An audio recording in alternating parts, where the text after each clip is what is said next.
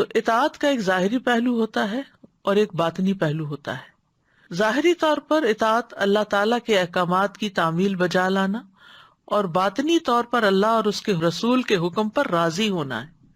یعنی صرف انسان مشین کی طرح ظاہری کام نہ کرتا رہے، بلکہ جو کچھ کرنے کو کہا گیا ہے اس کو خوش دلی سے بجا لائے، محبت سے کرے، اور اس شخص کی بات پر راضی ہو جانا ہے جو اللہ اور اس کے رسول کی اطاعت کی دعوت دے۔ یعنی اگر کوئی آپ کو نصیحت کرے، کوئی اللہ کی بات سنائے یا رسول اللہ صلی اللہ علیہ وسلم کی بات سنائے تو اس کو دل سے قبول بھی کر لے۔ اطاعت میں سب سے پہلے توحید آتی ہے۔ توحید کی تعریف یوں ہے: فَأَنَا أَوَّلُ الْعَابِدِينَ إِلَٰهَ الْخَلْقِ أَجْمَعِينَ الَّذِي لَمْ يَلِدْ وَلَمْ يُولَدْ وَأَوَّلُ الْمُوَحِّدِينَ لِلرَّبِّ الْخَاضِعِينَ الْمُطِيعِينَ لَهُ وَحْدَهُ۔ یہ لسان العرب میں تعریف کی گئی ہے۔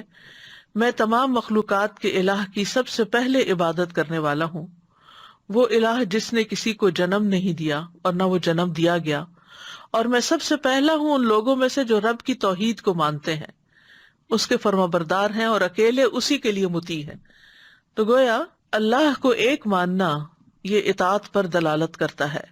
پھر اسلام کا معنی بھی اطاعت پر دلالت کرتا ہے۔ وَنَحْنُ لَهُ مُسْلِمُونَ کا مطلب ہے ہم اسی کے اطاعت گزار ہیں اور فرما بردار ہیں۔ تیسرا معنی قنوت میں بھی آتا ہے، فرما برداری کرنا۔ مجاہد کہتے ہیں کل لہ قانتون، یعنی سب اس کے اطاعت گزار ہیں۔ پھر اسی طرح الانقیاد والاتباع، مطیع ہو جانا اور پیروی کرنا۔ قرآن مجید میں آتا ہے ان کنتم ایاہ تعبدون، یعنی اگر تم اسی کی عبادت کرنے والے ہو، یعنی تم اللہ کے اطاعت گزار ہو، اللہ کے احکام مانتے ہو۔ پھر دین کا معنی بھی اطاعت ہے۔ ان الدین عند اللہ الاسلام۔